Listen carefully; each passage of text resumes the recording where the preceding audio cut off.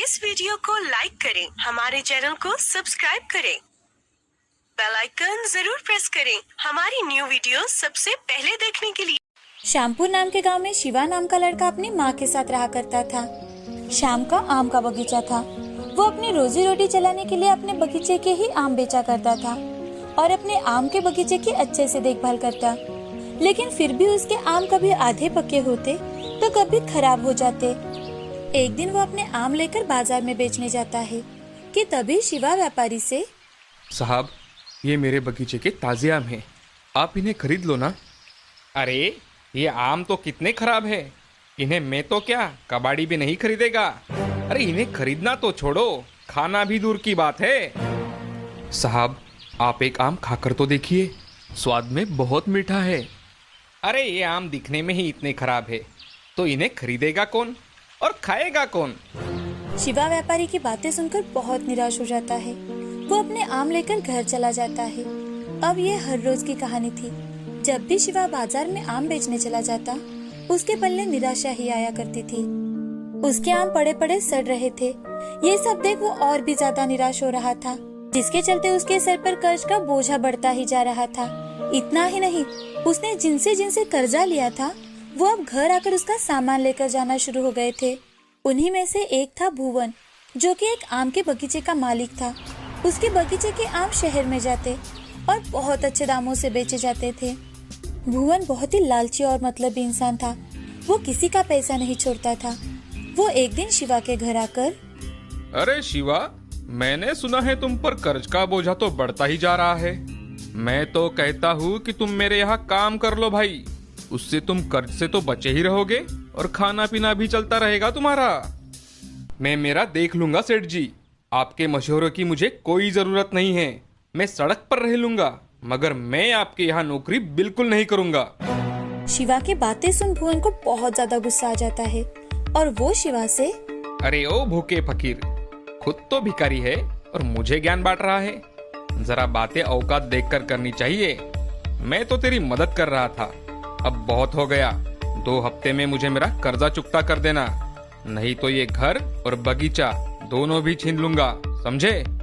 भलाई का तो जमाना ही नहीं रहा। भुवन शिवा को खरी खोटी सुनाकर वहाँ से चला जाता है। भुवन की सारी बातें सुनकर शिवा वही सोचते बैठ जाता है। तभी शिवा अपनी माँ से, माँ, मैंने इस भुवन का अगर कर्जा नहीं चुकाया तो ये हमारा घर और बगीचे की नीलामी कर देगा। मुझे तो अब गांव में कोई कर्जा भी देने के लिए तैयार नहीं है। अब मैं क्या करूँ माँ? शिवा की उदासी भरी बातें सुनकर शिवा की माँ रमा शिवा से, बेटे, ऐसे निराश होकर कैसे चलेगा? उस भुवन को तो तुम्हें अच्छा खासा सबक सिखाना चाहिए। वो इसी तरह से लोगों को लूटता है। तुम शहर जाकर क्यों नहीं देखते? शायद कुछ बात बन जाए। रमा की बातें सुन शिवा को नई उम्मीद मिलती है। शिवा अगले ही दिन शहर चला जाता है और शहर में जाकर कुछ दुकानदारों से कर्जा मांगता है, लेकिन किसी से भी पहचान ना होने के कारण उसे कोई कर्जा नहीं देता। सुबह से शाम हो जाती है। अब शिवा निराश होकर घर लौटने के लिए जंगल के रास्ते निकलता है। थोड़ी देर चलने के बाद शिवा को रास्ते में एक साधु बाबा बेहोश पड़े दिखाई देते हैं। ये देख शिवा उनके पास चला जाता है। उन्हें उठाने की कोशिश करता है, लेकिन वो उठते ही नहीं। अब शिवा अपने पास का पानी लेकर साधु बाबा के चेहरे पर छिड़कता है कि तभी साधु बाबा उठकर बैठते हैं। थोड़ा पानी पीने के बाद उन्हें अच्छा लगता है। बाबा, अब आपको कैसा लग रहा है? मुझे अब ठीक लग रहा है। तुमने इस बाबा की मदद की है। तुम्हारा हमेशा कल्याण हो। बोलो बेटे, तुम्हें क्या चाहिए? बाबा, मुझे कुछ नहीं चाहिए। मुझे सिर्फ आपका आशीर्वाद चाहिए, जिससे मैं मेरा कर्जा चुका सकूं। साधु बाबा अपनी पोटली में से एक बीज निकालते हैं और वो शिवा को देकर, बेटा, ये बीज अपने घर लेकर जाओ। घर जाकर इसे लगाते समय तुम जिस फल का नाम लोगे, उस फल का ये पेड़ बन जाएगा। ये तुम्हारी सारी गरीबी मिटाएगा। वो बीज अपने हाथ में लेकर शिवा बाबा से, धन्यवाद बाबा, अब मैं चलता हूँ। ऐसा कहकर शिवा साधु से आज्ञा लेकर घर चला जाता है। घर जाते ही अगले दिन शिवा वो बीज अपने बगीचे में लगा देता है और लगाते समय आम के पेड़ का नाम लेता है। 2 दिनों बाद ही वो बीज एक छोटे से पौधे में बदल जाता है। पौधा देखा तो शिवा बहुत ज्यादा खुश हो जाता है। तो शिवा खुद से, अरे ये तो चमत्कारी पौधा लग रहा है, जरा देखो तो। ऐसा मन में सोचकर शिवा घर चला जाता है। दिन ब दिन वो पौधा बड़ा होता जा रहा था। वो अपने बगीचे के बाकी के आम के पेड़ों के साथ साथ इस पौधे का भी अच्छे से ख्याल रख रहा था।